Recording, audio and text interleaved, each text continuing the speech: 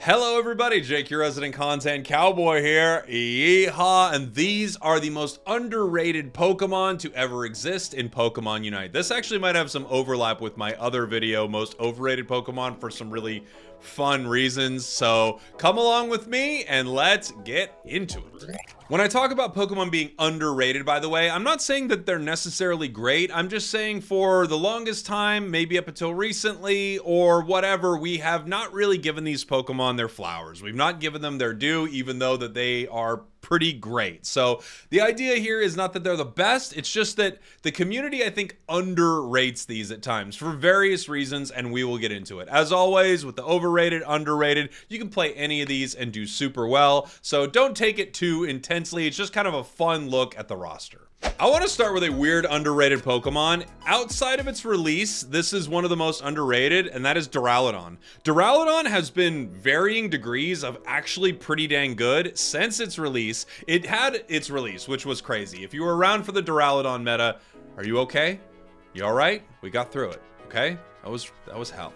But if you're around for the Duraladon meta, you know that for a brief period, it was everything. It was way too powerful. It was just ripping Zapdos on spawn. This is back when we were playing on Remote Stadium, by the way.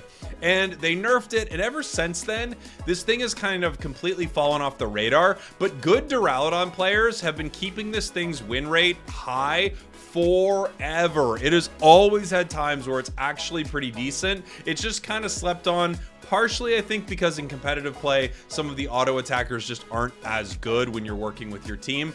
But I do think Duraladon has been one of the weirdest slept on Pokemon since its release. Next on our list is Bozwell. Bozwell had a time where it was extremely meta, and then it got nerfed. So upon release, people were like, this is bad. And then it got buffed, and people were like, oh, this might be the best thing in the game, the only top laner you would ever want to play. Then it got nerfed, and people were like, this is bad. And I actually don't think it was ever that bad. However, I do think at one point it was that good. Right now, I think Buzz is pretty dang solid. It's just not winning. I would chalk a lot of that up to, first off, there are like 80,000 Pokemon in the game now. It's like actually closer to 70 at this point. But there are a lot of Pokemon, a lot of different things to choose from, a ton of all-rounders that are incredible. So I get people sort of dropping off from Bozwell, but I do think Bozwell is still extremely good.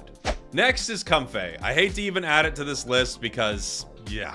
But at one point, Comfey was insanely broken because other Pokemon were insanely broken. And I think it's important to remember that Comfey makes broken things worse, and that makes it even worse. It's an enabler, and that's the worst thing you could possibly be. The thing with it now is we don't have something that's so unbelievably broken and uses it that well, but it is still set up to make certain things incredibly impossible to deal with. And the idea that you're fighting two Pokemon that are standing on top of each other and one of them you can't hit is a ridiculous concept. There are so many things they could do to make Comfey less ridiculous, and they don't. Fun. Next is Darkrai. Yes, seriously, I want to talk about Darkrai just briefly. Darkrai right now is incredibly busted. However, Darkrai upon release had some viability. It's just people were bad with it, and now here we are. Could it have used some buffs? Absolutely. Did it need to get those buffs? Well, here we are. This next one you might disagree with me on, but just hear me out, and it's Blissey. Yes, Blissey's great. I think a lot of people realize Blissey's great, but I don't think people recognize how good Blissey is or how good Blissey has been throughout the history of this game. I actually think Blissey has probably consistently been almost from a support category an S-tier Pokemon since the release of this Pokemon, and it definitely gets shine as a really good supporter, but I don't think it even gets the recognition it truly deserves at all. I actually think Blissey might be one of the more busted things in the game, and we're just kind of not recognizing it as much because it's a supporter. If you get what I mean, I'm not saying that playing Blissey gives you a 60% win rate in your solo queue games. I'm saying as a supporter, this thing is probably more busted than we've ever admitted.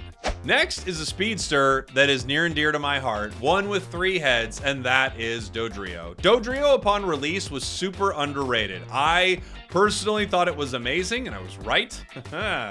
It's always good to mention the times you were right and never the times you were wrong.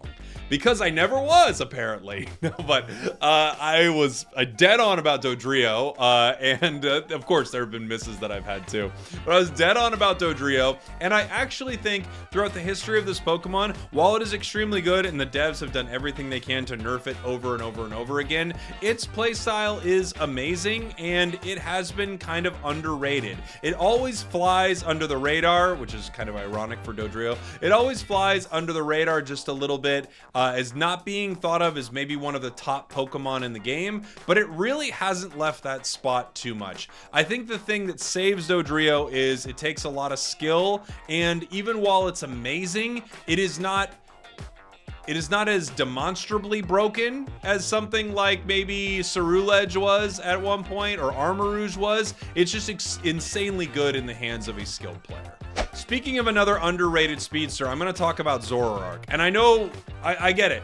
What I'm saying is it's underrated. I'm not saying it wasn't great. The thing won Worlds. But I don't think people recognize how good this Pokemon actually is or was. Zoroark was so good, but it took a super high skill player to show that off. Like crazy high skill in this game. And I think that's the reason people don't recognize it as one of the best things in the game, because most of Zoroarks you run into are fine, and then every once in a while you'll run into one and you realize, oh yeah, this thing is actually ridiculous. It has like 8,000 different dashes. It's so difficult to shut down. It gets a level lead and never stops. I actually think Zoro's pretty underrated. Here's an interesting one, Wigglytuff. Wigglytuff, I think, has been underrated for a super long time. I love Wiggly.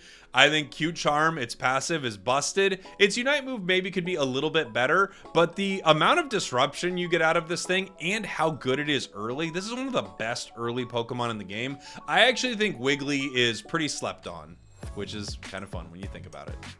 Jigglypuff. I want to talk about some all-rounders right now, and one that I think has been underrated for a long time is Aegislash. The thing with it is, it's not busted, but it's not busted and, I should say. It's not busted and it requires a lot of skill. It's weird as an all-rounder because it's actually really deliberate. While some all-rounders feel a little more fast-paced and combo-based, this Pokemon actually feels a lot more reliant on a player having good instincts with how to use it and good patience with how to play it. And if you do have that, playing around Wide Guard, Sacred Sword, even Shadow Claw, I think you can make some really, really big plays with it. I just think it's sneaky high skill, and once you have that, you have these fights that no other Pokemon could really produce, and because of that, I think it's pretty underrated. Here's one I don't even want to mention, but I am going to mention it, Zarena. I don't want to see it pop back up in the meta. I think this thing is sneaky good, and people are just not playing it enough. It's crazy good. You do need a lot of skill, and I think a lot of underrated Pokemon are going to fall into that camp. Zarena is and has been really great for a while. A lot of the teams in the East have recognized this when they don't get maybe one of their more broken top picks, like when Blaziken was one of the most broken things in the game, maybe still is. I think Zarena is a great one for people to fall back on, and you see it in the hands of a skilled player. It's still nuts. One more all-rounder before I hit our final Pokemon, and that is going to be Urshifu. Not just Urshifu, but Single Strike Urshifu, that Dark Bear. Dark Bear, I think, has been super underrated for a while, mostly because when Water Bear is doing its thing, when Rapid Strike is around fighting on the battlefield, throwing those kicks and punches faster than the eye can see, diving you into your tier 2, it's hard to remember that Dark Bear is actually insanely good. With a Unite move that is basically guaranteeing a KO on something that does not have a full heal, and a Secure that's one of the best in the game, granting you hindrance resistance while at the same time charging up for ludicrous critical hit damage on multiple enemies that are in its area of effect. It's kind of crazy, honestly, but I do think Water Bear is the reason that you don't talk much about Dark Bear, because Water Bear just outshines it. And now finally, a Pokemon that I think has been underrated and at weird times overrated for a while, but it did feel like a good one to make this list, and that is Venusaur. Venusaur is weird because it came out with the start of Unite, and it was kind of bad. Then they sort of overbuffed it, and they've been sort of balancing Venusaur for a while, and it will have moments where nothing has changed in the game. there is not a buff, there is not a nerf, there's not really a huge meta shift necessarily, and Venusaur all of a sudden pops back up again. Both builds, by the way. You've seen this happen with Petal Dance Giga Drain, and you've also seen this happen with Solar Beam. Solar Beam Giga Drain, and even some Sludge Bomb Giga Drain. Did I say Sludge Bomb Giga Drain? I meant Solar Beam Sludge Bomb.